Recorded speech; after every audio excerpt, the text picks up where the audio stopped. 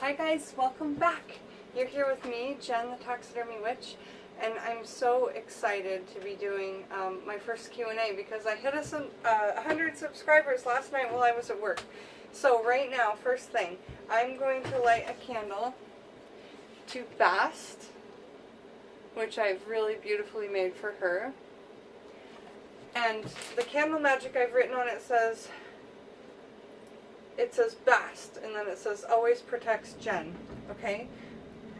Since I made this offering for her, which I think is really special, she's been helping me in so many ways, and that candle's about to go out, so I want to keep honoring her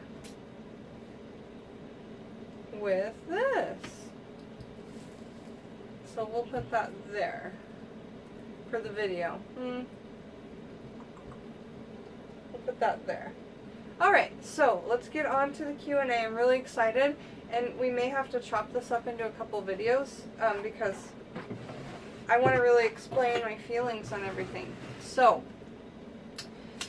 I had a little question that snuck in last minute, like seriously 10 minutes before this video. It's from Alyssa Marie on YouTube, and she says, "Hey Jen, I'm getting into green witchcraft, and she's trying her hand at it. If I had to pick 3 herbs to start with, what would they be?" Well, I would say mugwort, absolutely, because it's so powerful. It has so many psychic opening abilities, awareness, attuning with the earth. Sage for cleansing, with an exclamation point.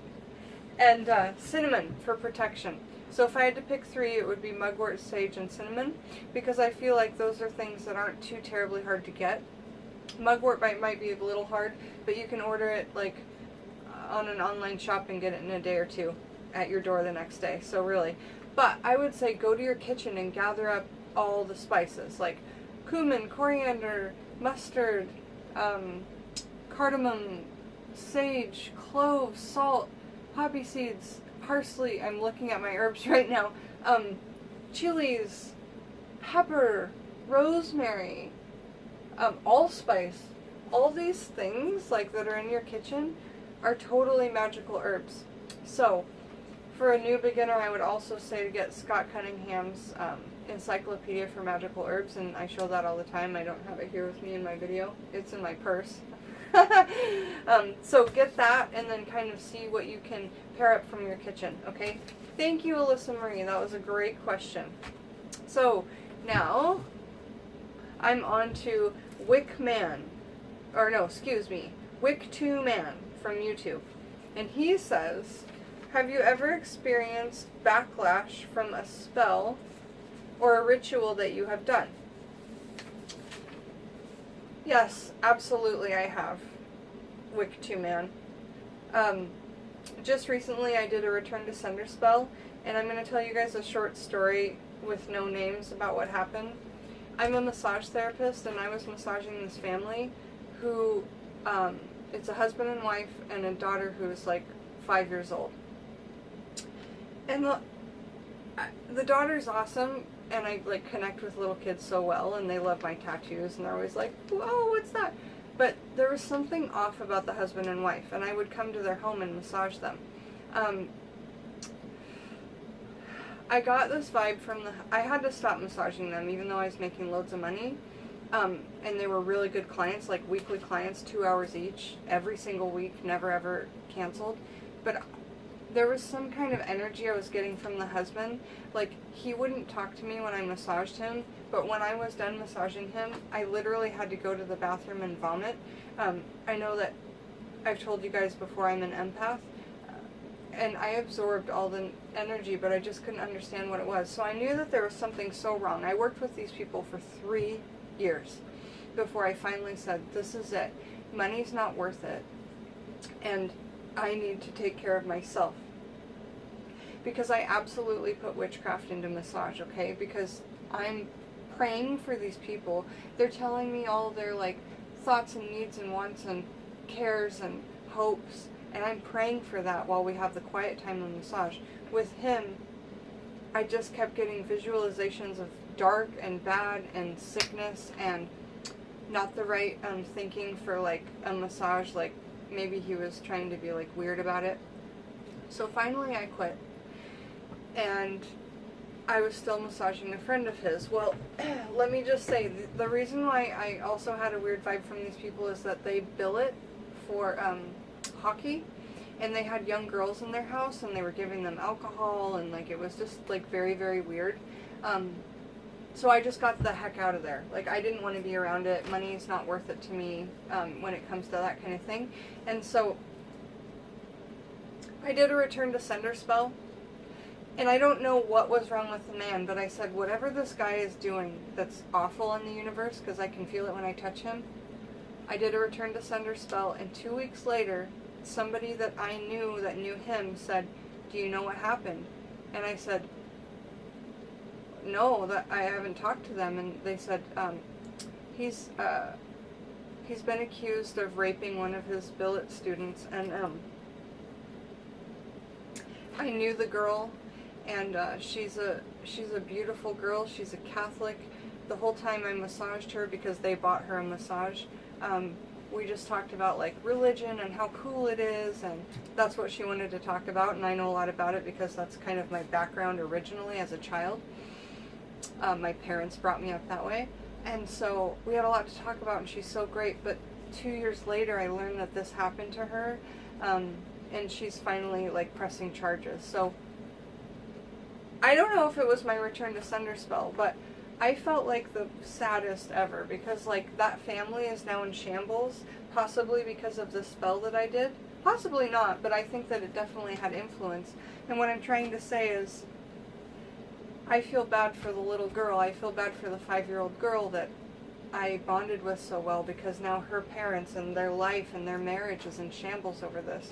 But the good thing is the girl that was hurt by him, the man that I was touching in massage, she is not holding that anymore. She's let it go, and she's pressed charges, and she's pursuing it. This man won't be able to hurt anybody else in the future, hopefully. And what I'm saying to you, Wick 2 man, is that my empathy for what I've done, I don't know why I feel it, because I feel he deserves it, but it's like the people that are attached to him, you know. Okay, so I hope that answered that. And also when I do spells like I did for Bernard in the Black Sand video, that takes a lot of energy out of me because I really have to put it in. But yes, I've vomited after spells. I've literally been in bed for a day after a big ritual. And that's what we need to do to recharge ourselves, okay? Okay, another question. Do you feel... Yeah, okay, we talked about that. Alright, and now this question is from the Holly Witch. I call her my Holly Witch. She is my sister with the harp. And if you don't know her YouTube channel, it is the Holly Witch. And her first question is, how long have you been practicing? So, where are we at?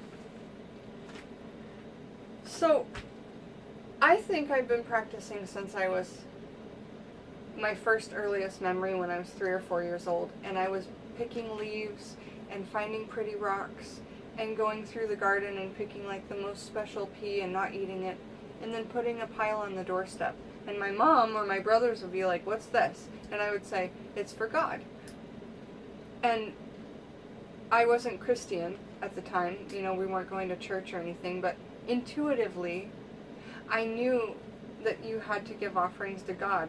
And that makes me cry sometimes, you guys, like thinking back on what I did as a child. And because I know I've said it before, but I have 2 older brothers, they're 10 years older than me, and then there's me and my parents, and we've never had a lot of money. So my parents worked all the time, my brothers took care of me, and they did the best they could. They were just children.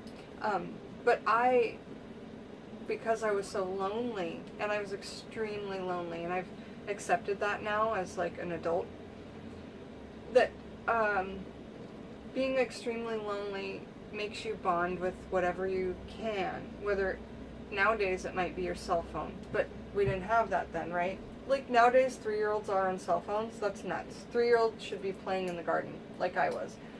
And we had cows and we had pigs. And those were my best friends. Like seriously, humongous cows and a 3-year-old kid just hanging out. Like that's what I did. I used to do the Alice in Wonderland thing. I used to watch Disney movies over and over. Lay back in the grass, look up, and just see flowers above me. You know, have my little body print in the grass. So magical. And I used to cloud gaze. That's scrying. As a 3 and 4-year-old, I remember these things. It's amazing. So, how long have I been practicing? I've been calling myself a witch for about 2 years. Because that's when I accepted, like, this whole lifestyle and what I do. But I feel like I've been practicing my whole life. And when I stopped as a little kid putting piles together, then I started doing things in my house, like my curio cases, putting piles of weird things together. Weird things. But they're like offerings, you know? So, I hope that answered your question, Holly. Is that all I wrote about it? Oh, also, I've always believed, like, my favorite movies were Neverending Story, Labyrinth, horror movies, Stephen King, vampires, Interview with the Vampire. I've just always believed in all those things. Seriously, you guys, like, supernatural things. Aliens as well. You know, obviously. But what I'm trying to say is I've always felt in my heart that those things are real and attuned, and that I was attuned with it, even from a young girl. And at 8 years old, I felt my first presence and ghost at my grandmother's house that she bought, and it was built in like 1895, and you know, people definitely passed away there. And there's a little girl in the basement that was crying all the time, and nobody else heard it but me. And my grandma used to, when I stay there, make me go in the basement and do the laundry. And I could see just out of my peripheral, you know, when you're here doing the laundry, and there's just something that goes by. In the Scary Stories books, they call them boo men, so I've always called them boo men. My whole life, I've seen boo men. I saw 3 today, because I was getting really excited for this video. So, and the boo men that are in this house are actually in my daughter's room next door. She never sees them. Anyway, basically I've always believed, read the Scary Stories books super early, the Stephen Gamble and the other guy, I can't remember his name right now. They're black and white books, there's 3 of them. Those just like excited me, because I was like, there's more out there than just this, you know? So I feel like I've always been attached to the craft, but then when I found it, I was like, yes, this is amazing! You know what I mean? It all made sense. So let's see.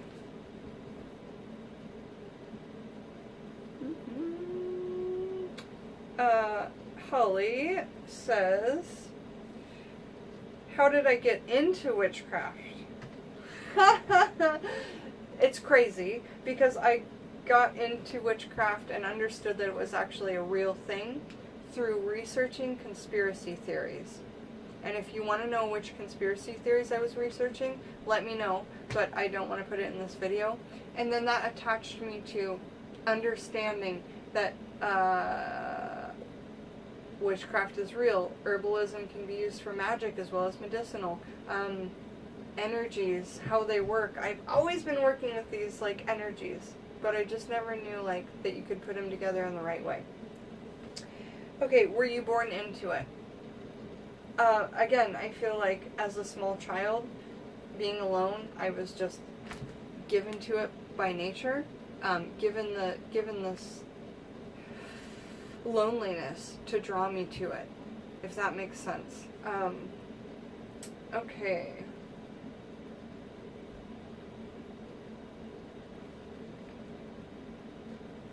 Okay, Holly, I hope that answered all of your questions, and I'm so excited for you to play that harp video for me, so that I can charge my spells with your harp. Oh, and I also wanted to say this. The first metaphysical shop I ever went to, this really old witch owns, and she's probably like 75. Okay, she's not terribly old, but she's super witchy, okay? She's awesome. Like the lady at the metaphysical shop in my town said when I went in the first time, about 2 years ago, looking for books, etc., I asked, how do I know if I'm a witch? And she said, sister, we're all witches. And my heart was just warmed. Honestly, that's what I needed to hear.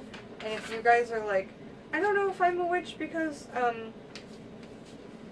because my mom wasn't one, I don't think, and blah, blah, blah. No, it really doesn't have that much to do with the other.